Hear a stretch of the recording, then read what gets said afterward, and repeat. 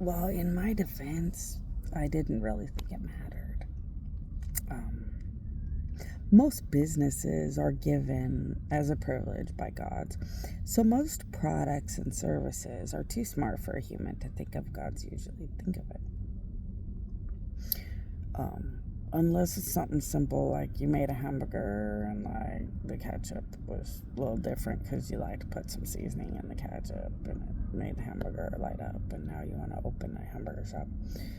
Like the things that stand out, usually gods are creating it all.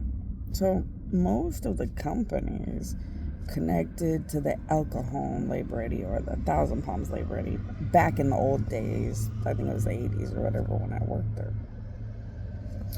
Those companies mostly were predominantly built by gods. So, like, if I work at that library, you should have put a 10% into the library for people that needed money anyway. So it's like, I don't really care. And that's pretty much what I was spelling out. I'm a god.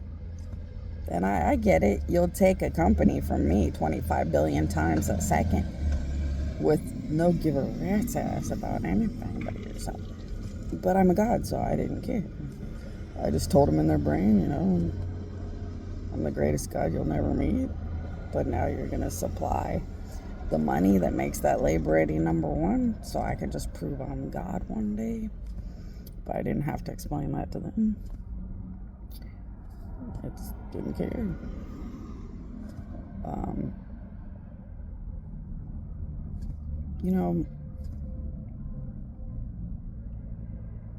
You probably don't want to talk to me about these kind of things too. Like, do you ever wonder how much money that Guess Jeans guy made? A shitload of money.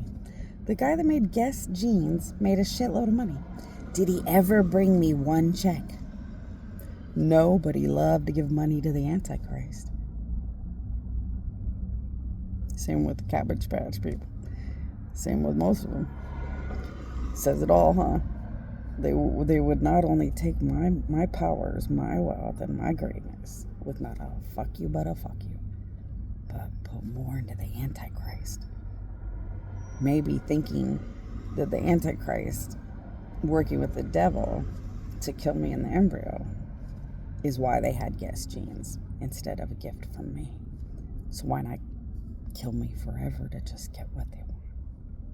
The ultimate greed that should end in the ultimate death. Amen? But no, I don't care what I use the power of God to do to people. Why? Because you deserve it. There was a company that never did anything to God, against God. And I just asked him, you have a company. It's your own company. You didn't get this company from a God. You don't owe God anything. Do you want to help make this library location a number one location? Because I'm going to make it a number one location for whatever reason. As a God, to put my own message out there. So do you want to be a part of that? When it was a company that doesn't owe me anything, doesn't owe God anything.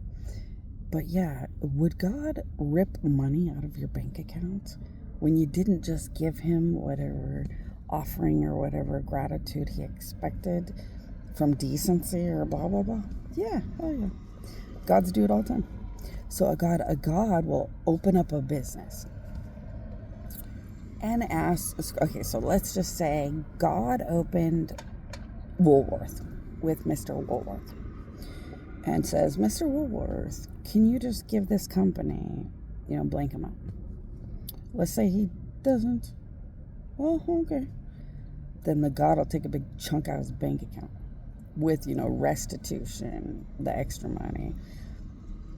And after the God takes the big chunk out of his bank account, that's to help Mr. Woolworth to not end up in the wrath of God by not, being, the helpful aspect of God. So see, God will open up Woolworth with Mr. Woolworth and just wants him to be happy and financially have everything and be happy. But where's the respect, the gratitude? All that money came from a God helping Mr. Woolworth to understand which products and which arrangement and which design would be the ultimate success and the ultimate wealth. Because a lot of people open up businesses and don't do very well. God's used their super smart brain to put all the items in just the best way that makes people so excited to walk in and look at everything. And then they pick the best items that people love the most. And then, of course, they put the power of God in products or things to make it stand out or make people want to buy things more. And lots of other things that they do for the employees, for the owner, for everybody. Which gods are happy. Once again, to watch Mr. Woolworth be happy.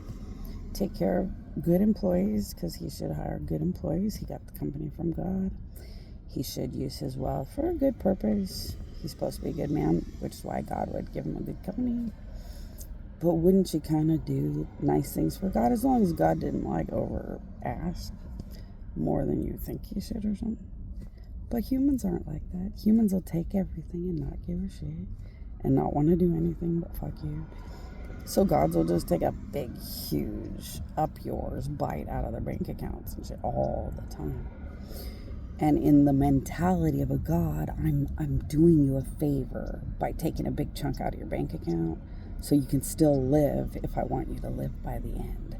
Because disrespect like that to a god, you wouldn't be able to get to heaven or live or get a miracle at a hospital. So in their viewpoint, they're going to court against you to just take the money out of your company that you had agreed to in the first place, in case they want to still help you live or something. Because gods don't give you a Woolworth without telling you that you have to give them blank amount of the wealth or reality of the company and different agreements. So you sell your soul or sign your soul to get a Woolworth company. In that signature of your soul, you owe God whatever you owe God. And they tend to easily just forget any of it and want the money and want the wealth and want to never care. So, yeah. Be amazed what gods will do. But does it really matter? And do I really feel bad? Well, no. All I did was make both locations number one. And all I did was force 1 billion tons of companies to take a certain amount of employees. But it was all employees that they needed. So I forced labor-ready workers into all these companies. So I literally used my powers to force these companies to take blank amount of labor-ready workers. I used my powers to organize those labor-ready workers and make them a complete blessing and advantage to the company. So really, I forced the company to help themselves run right, and I used the power of God to help it all go right. To just make it location number one for a God-level message I needed to send. And that's all I ever did. And, so no, I wouldn't really feel bad. In fact, I was pretty proud that when you make labor ready number one for your own God-level message, you can sure put a lot of people to work who may be able to get a job permanently. No, I don't feel bad at all. I just help them to know which one will meet God, the almighty me, one day, and which ones won't. Except maybe from far away, but they will never, ever be anything but destroyed if they ever try to get near me. So the enemies will never be near me. Not in a good way. So, that's the cool thing. I was popping off at those cops because they were so fuck you threatening, overloadedly gross, just like the United States. But they're dying constantly in their soul per speck of a second. This takes care of itself if people would just leave me alone. They don't live anywhere. The second they get near me, their punishments exacerbate in their soul. So when those cops were being threatening, the actual court cases of God against them were just off the charts. The punishments in their soul were just sickeningly, disgustingly off the charts because they're being abusively threatening against an actual real dead God. I mean, the punishments are just sickeningly forever impossible punishments going into their soul automatically through court cases that God's run automatic for basic crimes that should never exist. So see, life takes care of itself. I'm holy and sacred now. No one has a right to be near me without never-ending death. Constantly in their soul. And whether they understand that never-ending death today or not, does it really matter that they carried around coronavirus for 3 years and then it hit or something? Because 3 years before coronavirus hit, I told everybody they were dead and had to face what they have done against the reality of a real God. And they just laughed. Ha ha. Noah. Whatever, Noah. God's gonna get me one day. Fuck you, Noah. They did that during Noah's Ark. During the days of Noah's Ark, they could not say up yours enough. And fuck you. And yeah, haha, whatever, you crazy, stupid Noah. And then they all died, right? 3 years before coronavirus. 3 years before coronavirus, I had an automatic messaging system.